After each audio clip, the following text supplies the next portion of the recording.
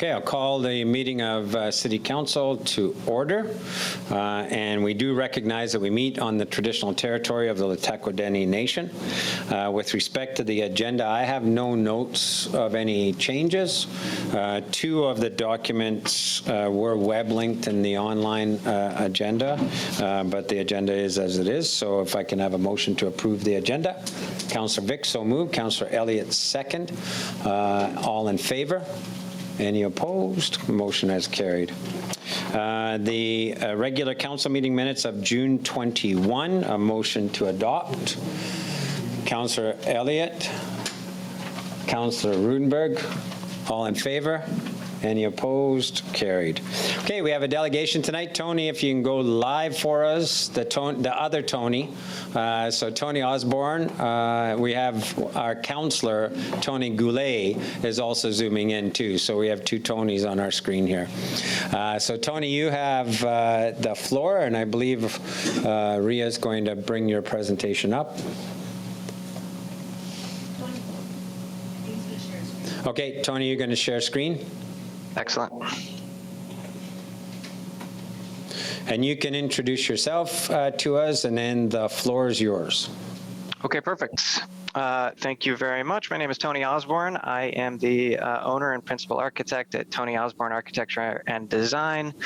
And for the last few months here, we have been working with staff and a few other representatives to design a few pre-approved accessory dwellings for the city of Cornell. So I've been asked to come tonight and give a bit of an update to council on that work that has been going on and what's going to happen in the next couple of weeks here on that effort. So thank you very much for having me. We really appreciate it. So jumping right in here, just to give you a quick overview of the process, we began by doing a bit of discovery. So we had a few focus groups with some of the local property owners and community members, as well as some contractors and city staff, in order to get our heads around some of the parameters that we might think about when designing these 5 pre-approved designs. Based on that information, we quickly prepared 5 rough designs and showed those to some members of the public during some community consultation periods. And the feedback was really great, and we also learned some really interesting things that informed the detailed designs going forward, including that snow is a big factor to consider to make sure those entry areas are clear in the winter. A lot of folks wanted more storage. 2 bedrooms were preferred for investment purposes and this sort of thing. So we then took the designs back, refined them. We actually threw out one to completely replace it with what you'll see is the 5th design here. And then I had a good set of draft designs moving forward. We also reviewed those with an energy consultant to make sure they work with the step code requirements, which I'll get into in a bit more detail in a moment. And then with a structural engineer to make sure that all of the designs conform to conventional construction practices and don't require the use of a structural engineer during the approval or building process. And so here we are today. We're very close to being wrapped up, and the packages will be ready for the public quite soon. So this is kind of an overview of the 5 designs that we completed. We were asked to prepare 2 designs for carriage houses. And for anyone not familiar with the terminology, carriage houses have an attached garage or attached storage unit in addition to the living spaces. And secondary dwellings have no attached garage or no storage area. It's simply living space. All of these 5 are designed to be built in the rear of an existing property with an existing single-family house on it. Although we did receive some questions in the community consultation about whether or not these designs could be used as primary dwellings, and it seems like city staff is willing to work with property owners to pursue that if required. So the idea is that these packages are ready to go. They don't require any permit processing. They'll be available for a period of time for free to any resident to pick up at City Hall and go out and start building same day if they wish, with just a bit of information filled in on those sets, which really simplifies things and should create a lot of affordable housing in short order. On the energy efficiency front, all of the designs will meet step 3 of the energy code, which will come into effect later this year for any new structure in the province, or in Cornell specifically. And one of the designs, the fifth one, which I'm looking forward to showing you in just a minute here, will meet STEP Code 5, which is the most energy efficient. It's almost to net zero energy, but not quite. And really proud of the design we came up with for that one. So I'm just going to quickly dive into the individual designs here. So the first two that we're going to look at are the Carriage Homes, which again have an attached garage or shed or storage area attached to it. We named all these after birds that you have in the Cornell region. So you'll see, in addition to the boring numbers, this one is named Harrier Homestead. And in this one, we have a 2-story living space with an attached garage for one car. Comes out to about 970 square feet with a 340 square foot garage approximately, and 1.5 baths. And it has kind of a nice sloped roof expression on the exterior with a little dormer. So it should blend quite well into existing single-family neighborhoods. On the ground floor plan you see on the right here, it has a nice little entry area with a powder mudroom. Stairs go up to the living spaces above. We can see a coat closet there. Again, we heard that storage was desired by a lot of residents, so we've included a really large pantry that could be used for storing, sports equipment or anything else as well. But it's right there next to the kitchen if people want to use it to store food or cooking equipment. And then a nice open floor plan, kitchen, dining, living room combined there. And again, that's attached to a garage here, so you can come right in through the mudroom, powder room area to reach those living spaces.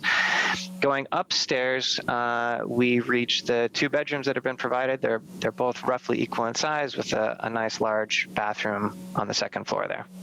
So depending on the exact layout of the lot that a homeowner wants to sit this on, the plan can be rotated, it can be mirrored, it can be situated in a few different ways, working with city staff to make sure that it fits the precise condition.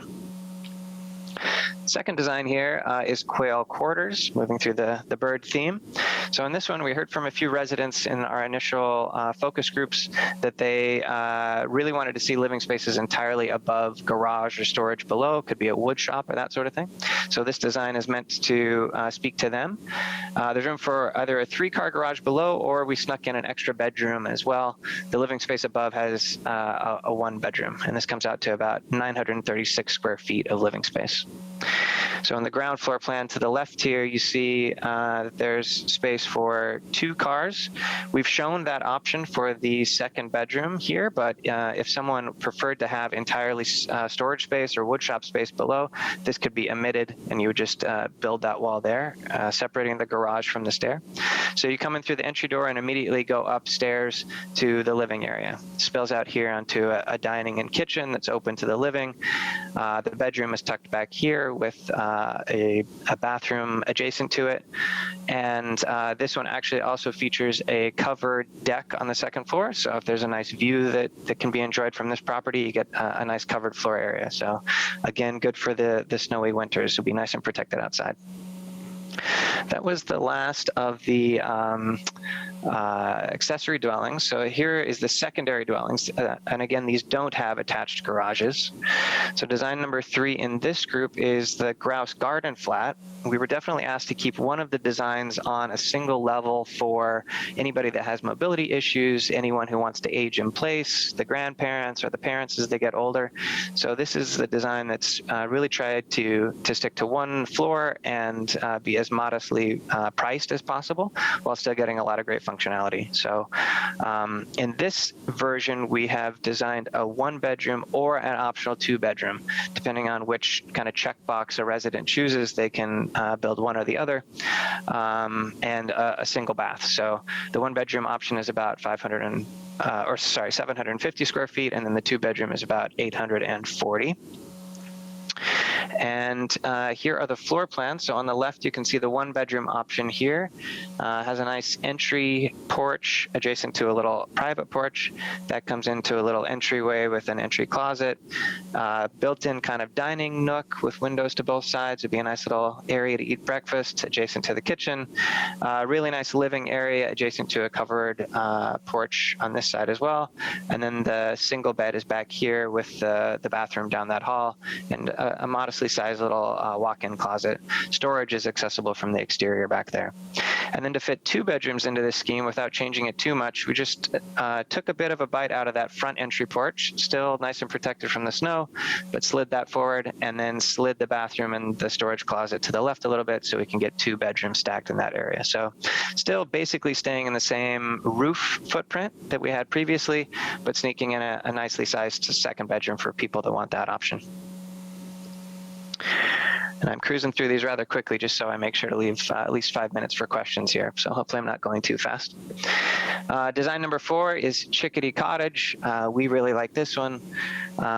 It's kind of a loft scheme on a story and a half. This is about 1,150 square feet, 2 bedrooms, 1 bath, and no garage. So on the ground floor of this plan, you can see a bathroom right at the entry here with an entry closet. That leads into a nice kitchen, dining, living, all arranged lengthwise on the plan here, and 1 bedroom downstairs. Going upstairs, then there is a loft. You can sort of see in this floor plan that we have an open corridor that looks down on the loft below, so really nice high ceilings. And that corridor accesses a 2nd bedroom up on this level, and then laundry, mechanical space, and more storage up there as well. So you can sort of tell from the exterior perspective that there are some clerestory windows also up at this corridor level, so it'd be a really nice lofty light-filled space. So, I think a lot of my staff would love to live in. Going to be jealous of some Cornell residents here in a couple months. Okay, and then the one that we're really excited about, this is the 5th and final design called Kingfisher Cabin, and we were a bit challenged with this design. Again, we were asked to meet Energy Step Code 5, which means very close to net zero energy consumption, so quite a bit more energy efficient than the current code asks us to be. And this is very tricky because you really need to know which direction south is in order to design this efficiently. But this has to be able to be built on any site with any orientation, and so we weren't able to know where south is. The reason you need to know is you want to concentrate the largest windows to the south and almost no windows on the north side. But we came up with a solution that we're quite proud of here. So we created a completely square floor plan with a roof that can be rotated in any direction. So this design requires that when the resident build it, the roof always rotates so that this roof window faces south. And what we discovered is that when our energy consultants modeled this in the software, as long as this roof was facing south, the exterior walls could be built exactly the same as current conventional walls are built. So they don't need to be built with extra thick insulation or anything fancy, which keeps the cost down and everything else. So we kind of stumbled on a very energy efficient design by having to solve this problem of being able to build this on any site. The result also is going to be that this interior space is going to be nice and light filled because it's going to have that south light kind of spilling down toward the center. And we're also very excited about the square plan. So you get some nice lofty ceilings in the center space with the living to the right here, dining in the center, and then kitchen to the left with access to the exterior. The entry sequence is up here with a coat closet across from a laundry space, and then really nice generous storage space up in that zone. And then the bedrooms and bathroom have been kind of oriented down toward the bottom here. Again, this can be mirrored and rotated in any number of directions. That roof light just has to be sure to face south and should be in good shape for the energy modeling. So just a final note about how those plans are going to work when folks go and pick them up from City Hall. We've shown on each of the plans a few different siting options. They just have to cross out the ones that aren't relevant to their exact situation. So that means that any of the designs you just saw should be able to rotate or mirror or kind of move around in order to address a lane, or if people prefer to drive in from a street to park in a garage, they can rotate it around. So that works as well. So still quite a bit of flexibility, even though these will be stock floor plans. And finally, really want to thank you for the opportunity to do this design work. Our staff had a lot of fun and really were so impressed with the City of Cornell for pursuing this as a way to create housing for folks that really need it.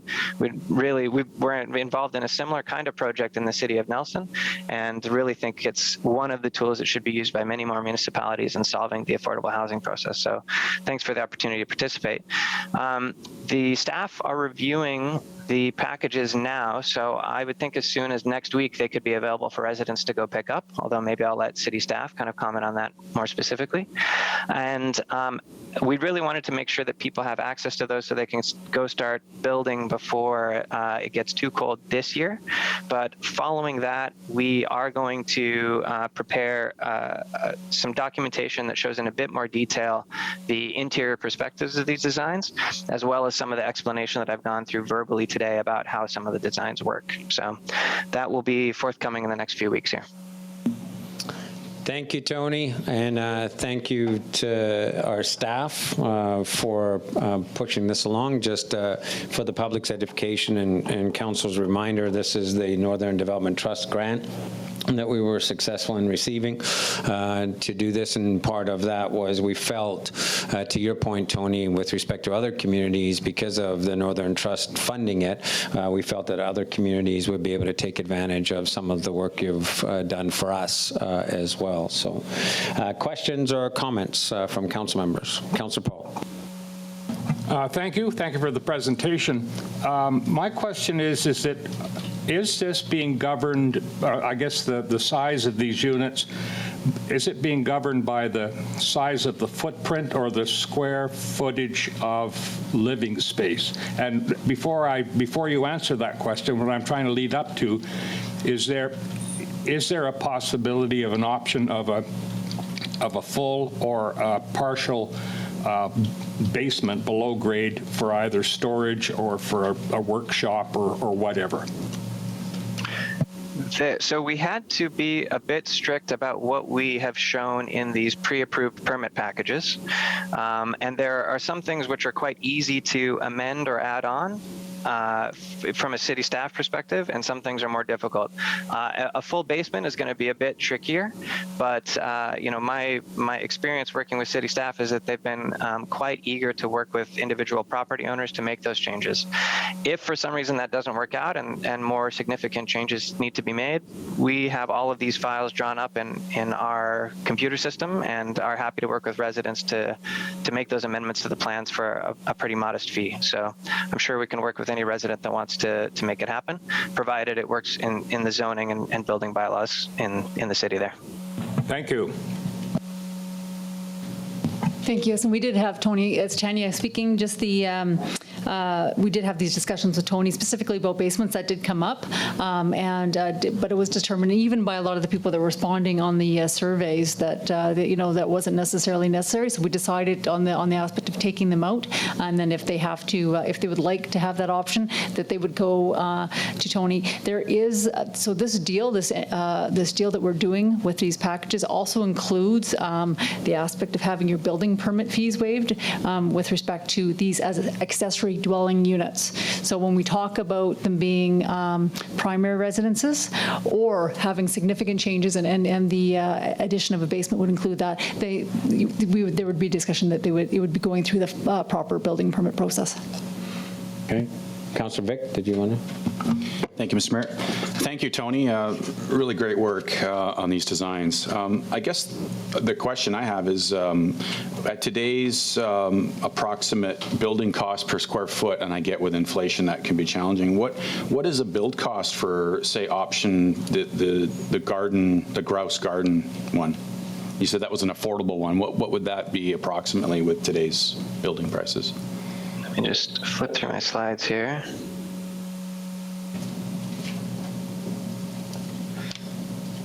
So for the one-bedroom scheme, it's a broad range because it really depends on the value of the finishes that you choose to install and exterior siding materials and that sort of thing. But our estimate is that the one-bedroom would cost between $125,000 and $200,000 to build. The two-bedroom scheme with a bit more floor area, we're looking at about $140,000 to $220,000. So something in that range. Great. And with the net zero design you've designed there as well, is building costs significantly higher, or is there savings?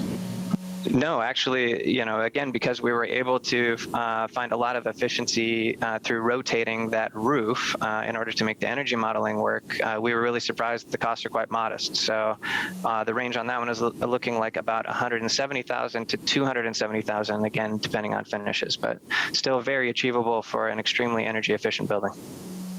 Thank you. That's great. Thank you. Councillor Runge. Thanks, Tony. Great drawing. I really do appreciate it. I have one question with regards to the energy efficient house. Just hard to see on the picture. Is that south-facing roof? Is that a flat roof? No, none of it's flat. So I forget the exact roof pitches on each portion, but I'll just throw out a number. I think it's about 7 to 12 pitch on the majority of the roof, and then where it dips down in order to make way for that clear-story window, I think we go down to a 412. So it would require a standing seam metal roof, if you're familiar with construction, rather than an asphalt shingle roof. But no, it's all pitched. Thank you. Thanks. Any other questions from council? Do staff want to make any comment, particularly next steps, as Tony indicated? Thank you. One thing before I get to next steps, because I'll start rambling on and I'll forget, I want to thank my staff. Melissa was really integral to this. The building inspector as well has been doing a lot of work. He is still, just in the midst of doing some final reviews. So these will all be ready to issue, building permit, ready drawings when they're done. And Tony, I do believe he said he's going to be able to get back to you in the next 2 days or so. So yeah, we're going to have those out pretty quick. But yeah, it was a really great team effort by my staff. So for next steps is basically getting those out. We are going to have to do some work with respect to talking about how we're going to approach when people want to utilize these, because people love these, want to utilize them as the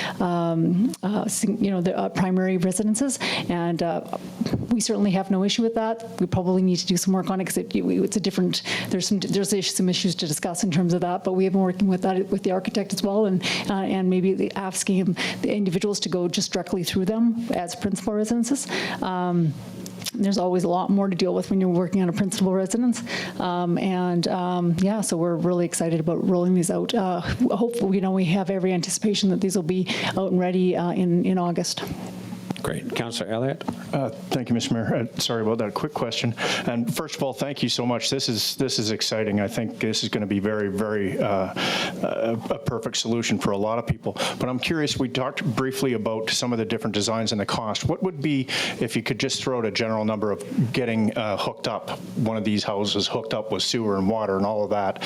Is there a ballpark, and no one's going to, carve it in stone, but roughly? No. And sorry, the reason why that is because, every lot is so different in terms of what is there, whether it's pre-service, whether it's not pre-service. It's almost too difficult to anticipate with respect to that. And then where they site the house on the property will depend on how far it is for the servicing. There's so many factors there. We can give some ballpark estimates. I should let you know, though, in terms of the construction, we are going to be having those ranges that Tony talked about and those numbers on our website, so people also know what it's going to cost at a point in time, obviously, measure what it will cost to build these. Councillor Rudenberg. Thank you. So first off, kudos to the acronym of your company name. That is quite smart. Toad, really. Looking at these, I'm getting to that stage in my life where I would love my kids to set something up like one of these. I think these are phenomenal. I think this is really going to, when we look at some of the size lots that we have here in Cornell, this is quite the solution that still gives you your own privacy. It's not necessarily attached to another house, but it just has that smaller footprint. And I'm kind of excited to see who the first one is that will build one of these, because I would love to go visit it. So thank you very much for all the work, you guys. It's really appreciated. Thank you.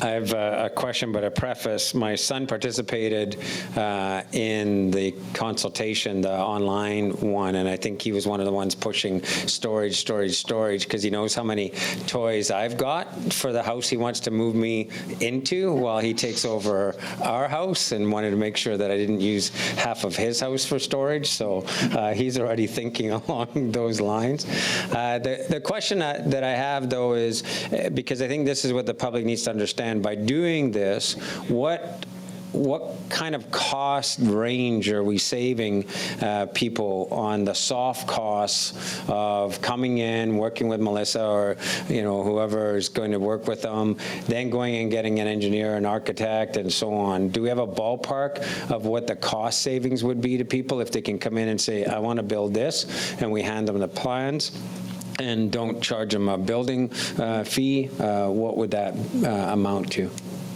Just ballpark. Oh, that's a little bit hard to depict. I think the biggest costs are the costs outside the city, whether people would object to that or not. That is actually true. Most of our costs are pretty minimal. Most of the costs would be with respect to the designer and the designing of the plans. And Tony would probably be best to give us a range on how much it would cost to design a plan like this. I mean, just as a very general rule of thumb, we always assume that soft costs are about 20% of the construction value for a project. In this case, you save architect's fees, you save structural engineering fees, and you save building permit fees, which is very significant. So we assume it could be a savings as much as 15% over a typical construction project. Great, thank you. That's the ballpark that I was looking for. So, okay.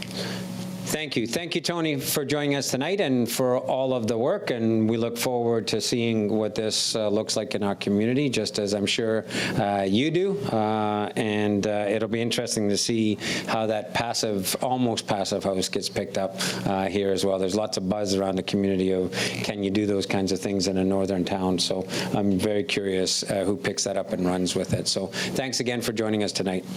My pleasure. Thank you very much. Okay, moving on to our regular business. Our next item up is Policy and Bylaw Committee Chair, Councillor Runge.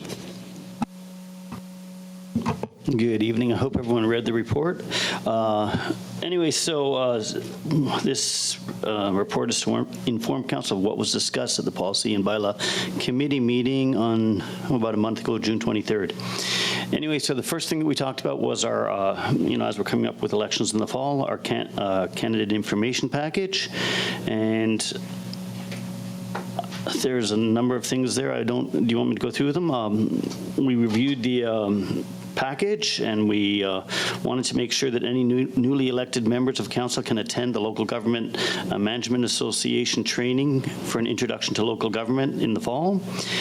We want to make sure that links to informational materials for any newly elected members of council will be provided in the nomination package and in candidate packages.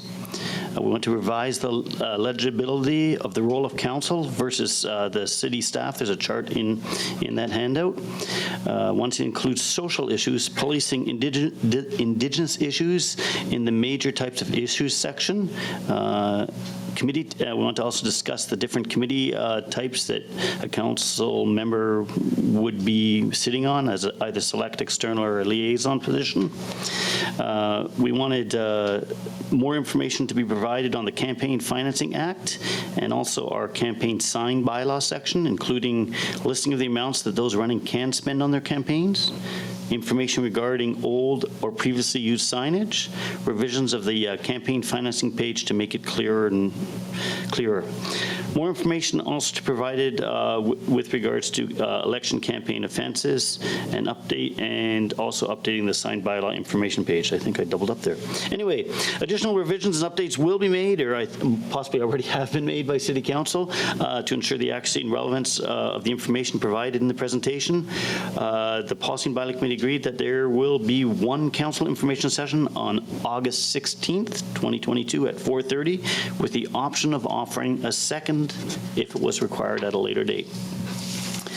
So information packages will be posted on the Cornell website for anyone who is unable to attend the information session in person, and also to limit the use of hard copies of the presentation.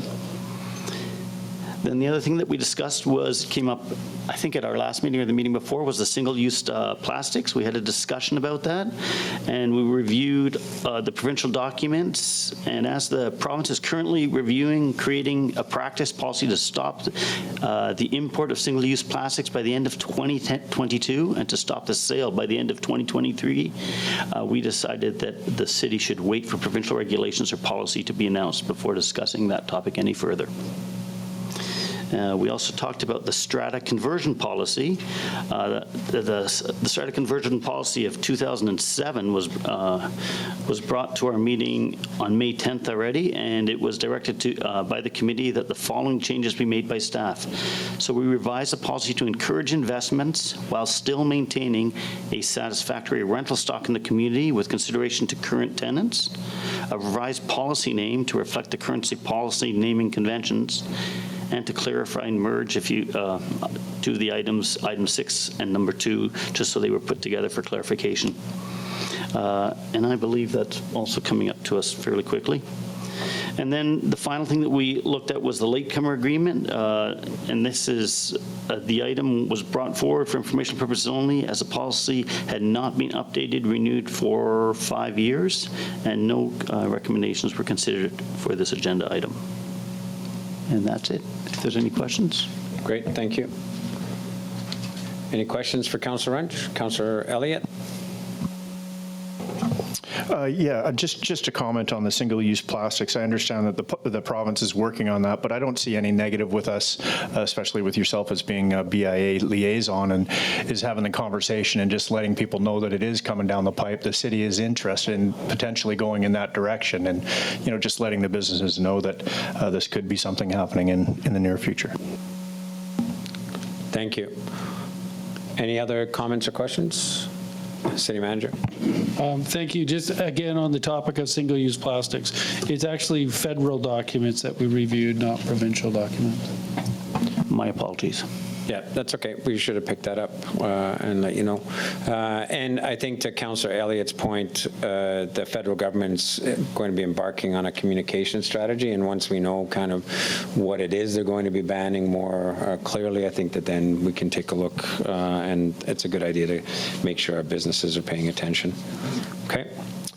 Okay, we'll move on then to staff reports. Our first report, Director Turner on the new floodplain management bylaw consultation. Thank you, Mayor. At the June 21st, 2022 council meeting, staff introduced a newly drafted floodplain management bylaw, which would replace the current floodplain bylaw of 1991. There were significant changes to the bylaw, floodplain mapping, regulation exemptions, as well as the Baker Creek floodplain specifications. There was some consultation undertaken. Unfortunately, it was through dates that we don't feel like we reached the public strongly enough. So this report is recommending we extend the time frame from which we do some additional consultation and bring the bylaw back once we think that at least we've made the effort to get the information out there to the public is sufficient. So the recommendation is that council direct staff to conduct additional consultation and proceed back to the September 6th meeting for reporting on these activities and providing additional readings of the proposed bylaw. Thank you, Director Turner. Before I go to council, so if the intent is to give people more time, could we wait until the end of September then? Yeah, because I think that would be better, because you're still sort of finishing up summer. School starts late this year too, so I would suggest that the recommendation and the resolution be to the 27th, the meeting on the 27th, if that would work. Okay. Okay, so with that in mind, Councillor Paul? Yeah, thank you. To staff, do we have another or a date coming up anytime soon when a householder or a mail out will be going out in which this could be included? Thank you. I'll talk with the communications manager on any kind of options there are for that. Okay, anything else from council? So can I have a motion? Councillor Runge, so moved. Councillor Vic, second. Further questions or comments? And so will be, the motion will be to the 27th. All in favor? Any opposed? Carried. The next on Dyke Road, DP, Director Turner. Thank you, Mayor. The purpose is to review the overall site design for 3 single detached homes on Riverfront Walks development, 1702 Dyke Road, which are located within the floodplain and riparian area of the bylaw, as well as there's a small slope hazard area on the sites. The proponent, as you know, Icon Homes, has been developing out this strata subdivision and has been going through these processes with us. This is a proposal to do construct 3 additional units in the same strata, going through much the same processes that we have been going through with him in past and which have been successful to date. These homes are reportedly being sold as almost as fast as he can build them at this point.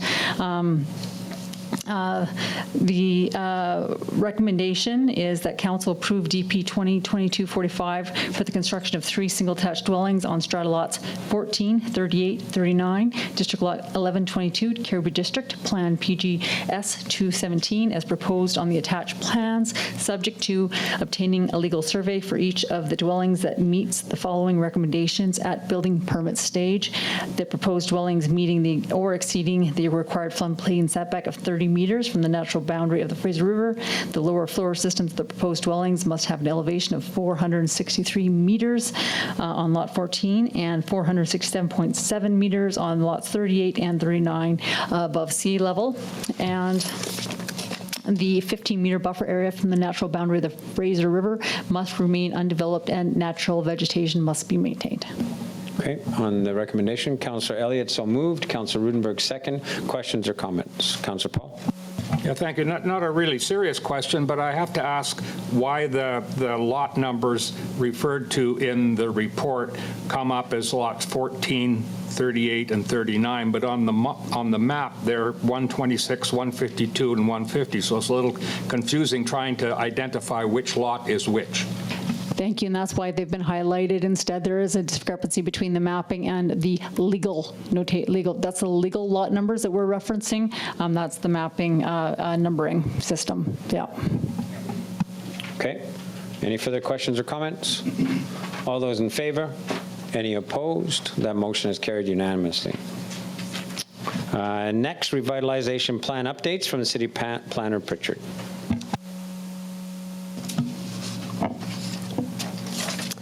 Thank you, Mr. Mayor. So this is just a report providing an update on the status of the Davie Street and North Fraser Drive revitalization projects, and to ask council to review the draft plans and provide comments. So just a summary, in January, staff reported that L&M was the successful consultant commissioned to lead the Davie Street and North Fraser Drive revitalization projects. Through February and March, the consultants completed an initial consultation with public and the stakeholders, and they used Let's Connect Cornell, as well as sending out surveys. The details of the consultation can be found in the attached reports on each of the project's platforms on Let's Connect. L&M has completed draft plans and recommendations to advance revitalization in these 2 areas. A second round of consultation will be completed between August 8th and to August 19th to obtain community and stakeholder input on the recommendations. Consultation will be completed through the following. A survey for each project will be available on Let's Connect Cornell for residents to provide feedback and answer questions, survey questions. Surveys will also be available at City Hall, or they can be requested through emails, and notices will be sent out to residents in the North Fraser Drive area. As well, stakeholders will be contacted directly via email to participate in the surveys. The city website will be updated with links to the Let's Connect pages, and the plans will be advertised on both social media platforms, and an email blast will go out to all Let's Connect subscribers. L&M would appreciate council's review of the draft plans and to provide feedback and or questions to them directly, and L&M will deliver the final reports on September 6th to council. Thank you. Thank you. Just a quick question on that last point with respect to council, and noting that the intent is to bring it to September 6th. So would we like council's feedback by a certain time? like that first week of August or something, because they'll have to incorporate it in. So if we give council a deadline, at least it will make it a priority in our busy summer schedules. Yes, we'll definitely give you a time frame, and then we can link you directly to the reports as well. So. Okay, thank you. Councillor Runge. So given the point of it being the summer and a lot of people being away in the beginning of August and through August, the time sensitivity of this, would it be really bad to push it an extra month or push it for a month? Is that a possibility? I'm just really worried that we miss a lot of people that are away right now during the summer, and this is, that beginning of August too is a time that a lot of people are not in town. I'm looking at the staff. There would be cost implications of extending the contractor's time, I would imagine. L&M is pretty flexible. They have made that pretty clear to us. They are following our schedule. We can definitely extend it if there seems to be a need for that. Yeah, I think it's the same point that we had for the last go-around, that if we could extend it towards our September 27th meeting, then people are back, they're settled back in again, and especially if we did a little bit of a refresh of our desire to have people communicate with us through Let's Connect, it's not a bad way to do it. So if we could do it out to the 27th, that would be great. For sure. I'll make note of that. Thank you. Okay, thank you. Any other questions or comments? They're really interesting. I sort of was scratching my head on some aspects of them, and but I think they're great places for people to go and dig in and think about those areas a little bit more deeply. So, Director Turner. Thank you, and I think it's a great idea to extend that out to make sure that, we had some preliminary conversations with them, so we'll have to go back and have some further, but and they have definitely indicated to us that they're flexible. But if council, maybe we'll give you a little bit shorter of a date to give some comments back in, because that might be helpful for the consultant to have those in early. I do think that council should dig in a little bit and give some feedback, because we're in a slightly different position relative to our own vision for the community and what those areas might be used for. So I think that that's smart. So give us a little bit of a tighter date to get you that feedback. Okay. Okay, we'll move on. Thank you for that. The next report, boy, this is a planning department. Director Norburn, they didn't intersperse you yet. They're holding you back off for a little while. All right. Report number 4, Director Turner on threeplex on Reed Street. Thank you. Another Icon Homes development. This development permit application is to review the overall site design of the proposed threeplex rental at the site currently addressed as 699 Reed Street. Icon Homes is proposing to construct a high-end 3-story threeplex rental. Each unit will be approximately 1,000 square feet with 2 bedrooms. Existing trees and shrubs will be retained, and the rest of the lot will be xeriscaped. The dwelling is within a multi-unit development permit area. The applicant is not requesting any variances. So the subject of this is the form and character of the development. I'm not going to go into painstaking details on it, on the full discussion on the proposal, as I'm sure council has already read through all that. I'll just get to recommendation unless there's any questions. Yep. Recommendation that council approve DP 2022-46 for the construction of a 3-story threeplex rental on lot 11, block 18, town of Cornell, plan 17,000, except plan 17,507, subject to submitting landscape bonding in the amount of 125% of the estimated cost. Okay, on the recommendation, Councillor Vix will move, Councillor Paul second. Any questions or comments? Do you know if he already has his clients, or is this a spec rental? Is that what it is? Okay, thank you. Any other questions or comments? Okay, seeing none, all in favor? Any opposed? That carried unanimously.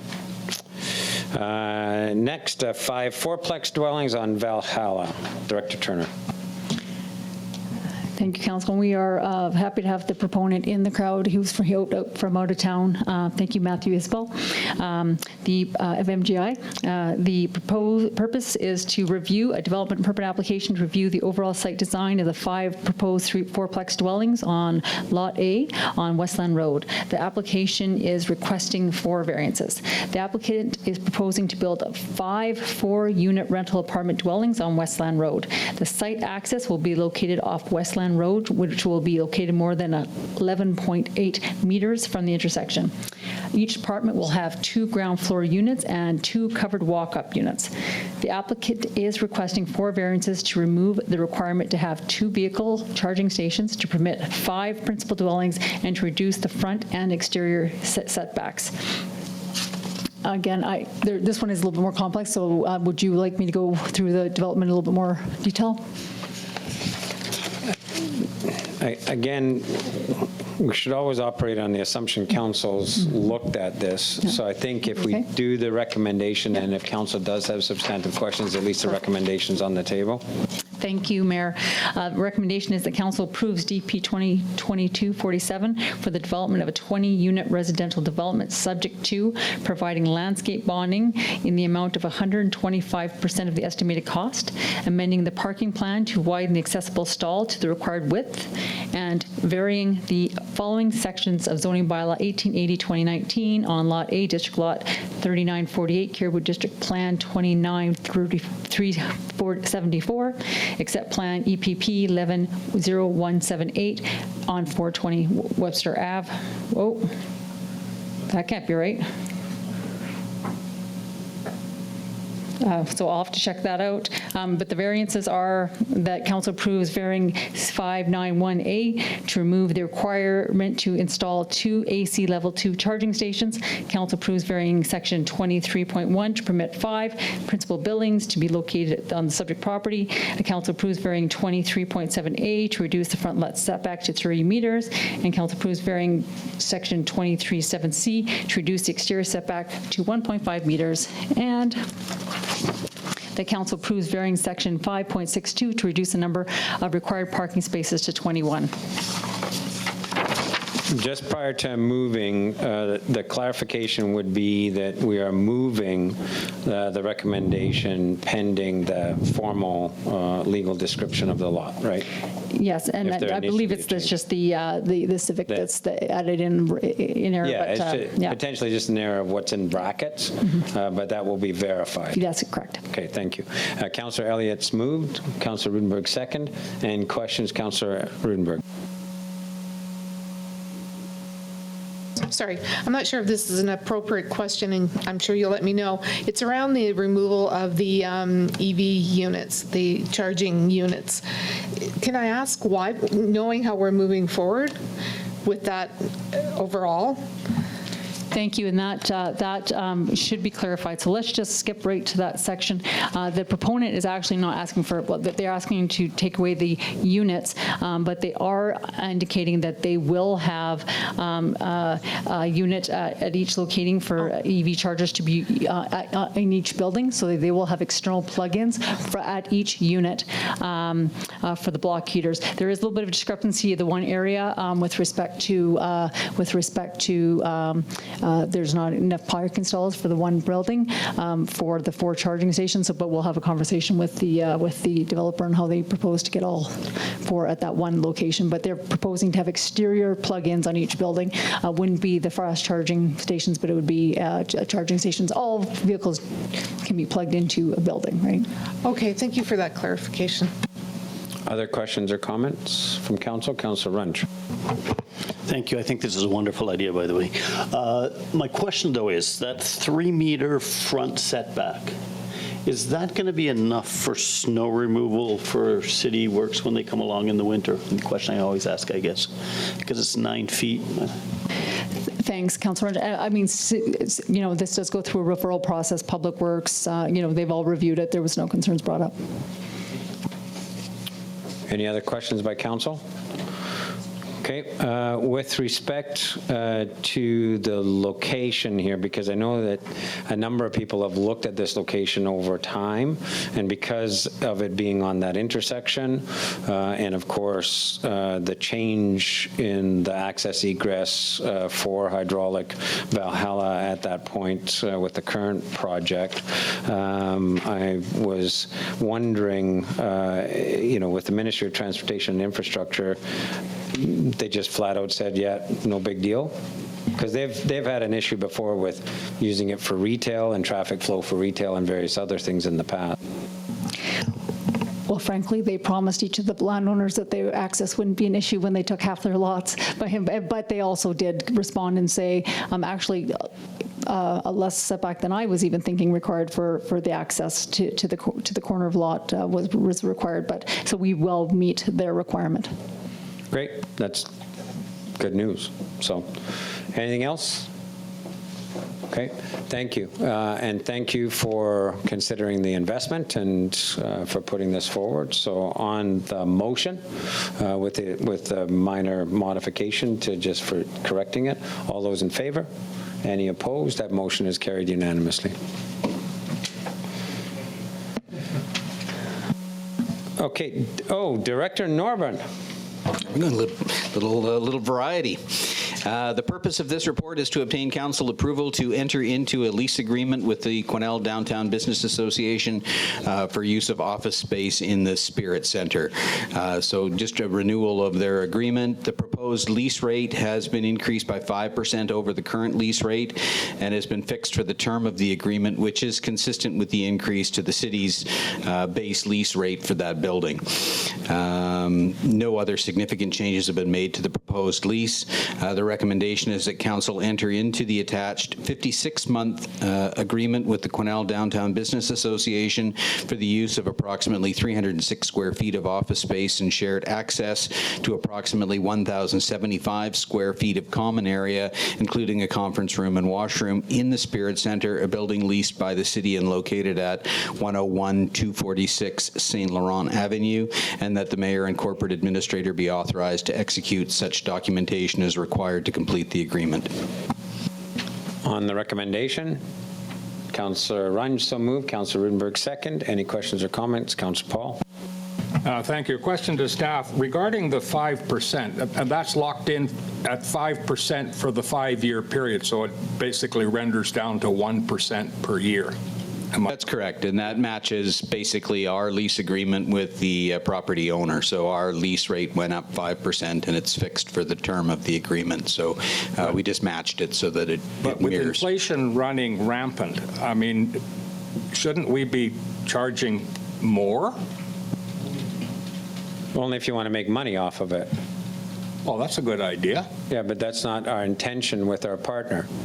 So our intention is to have our partner located at that location, and what we're doing is a cost recovery with them as to the internal cost to us. So with inflation running, as you so put it, has nothing to do with this situation because we're in a 5% lift ourselves. Well, I understand that, but for instance, this lease agreement covers all utilities, including hydro and natural gas, and I'm sure that hydro and natural gas aren't going to be locked in at 1% per year.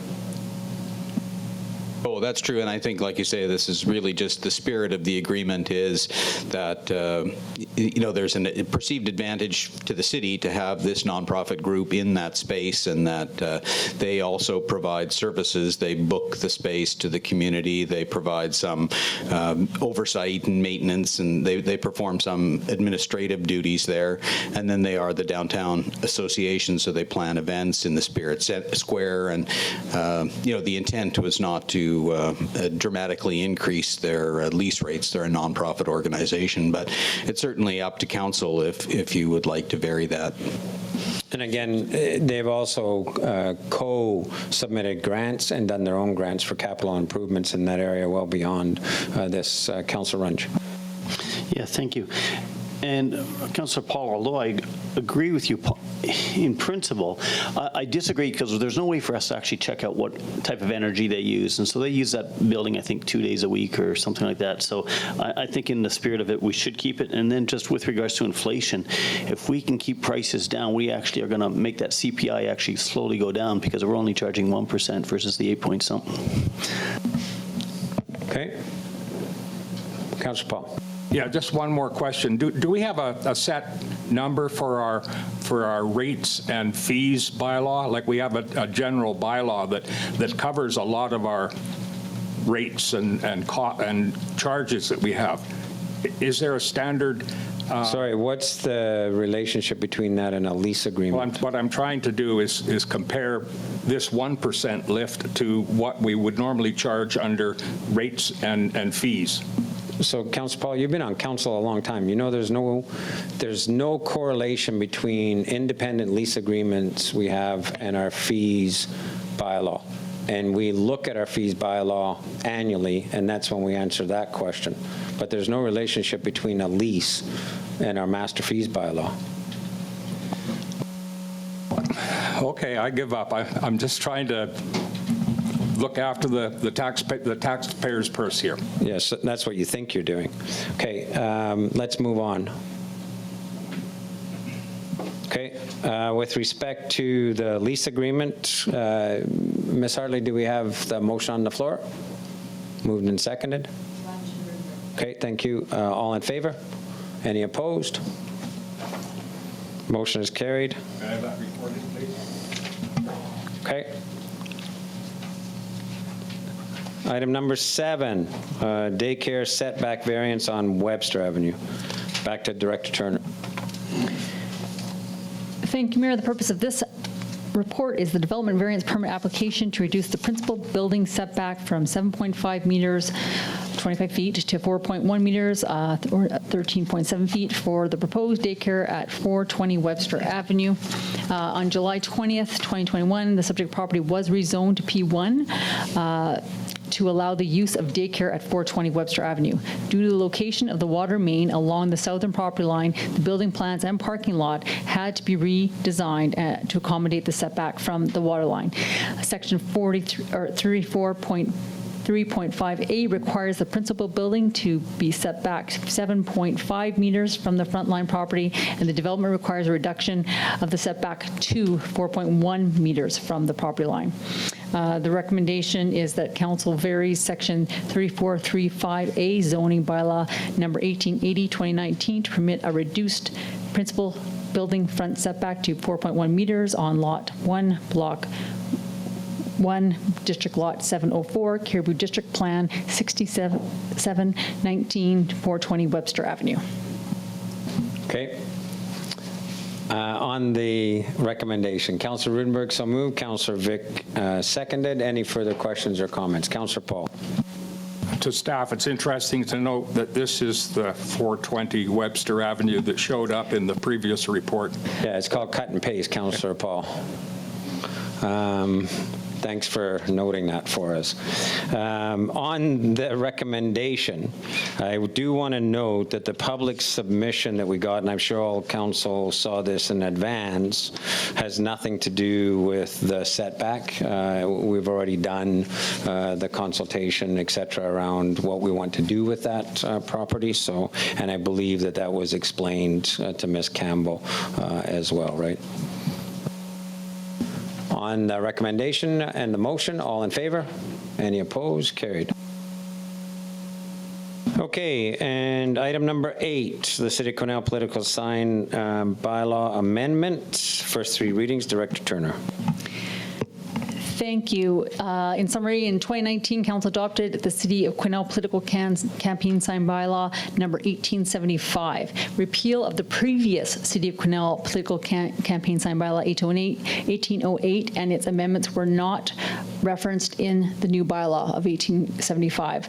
The proposed bylaw only, this proposed bylaw only completes this task, thereby it's really a housekeeping matter. There's no substance to any of the political campaign sign bylaw that is changing. However, we find this an opportune time to remind everybody what the new sign bylaw campaign rules are. So we have attached the maps and note again that each candidate may place one sign in the noted areas as per the bylaw. The bylaw has the sign requirement sizes, and I know our election officer, Rhea, has definitely put all that out to the different agencies, or will be. So those campaign rules are there, and they are not changing. And staff really do want to state that the last campaign was very efficient because of these new rules. So we do appreciate that change in the bylaw. The recommendation is that council consider the proposed amendment to the political campaign sign bylaw number 1927, 2022, and proceed with first 3 readings of the amending bylaw in the bylaw section of the agenda. Okay, and again, we're going to deal with the bylaw in the bylaw section, so that's staff's recommendation. Are there any questions on the proposed amendment? Seeing none, we'll deal with the bylaw in the bylaw section. Okay, no SIP with respect to correspondence. Ms. Hartley? North Cariboo Seniors Council sent a letter of request asking for council support for their grant application to the Age Friendly Communities Fund, which would fund a coordinator to do some preliminary work and set up a co-housing organization for local seniors. Great. Council want to do a recommendation for a letter of support? Councillor Paul, so moved. Councillor Vic, second. Any questions or comments on this? Councillor Runge? So just for clarification, so they're asking just for our support for them to get that funding? Yeah, it's just a support letter for the grant application. Okay. Councillor Vic?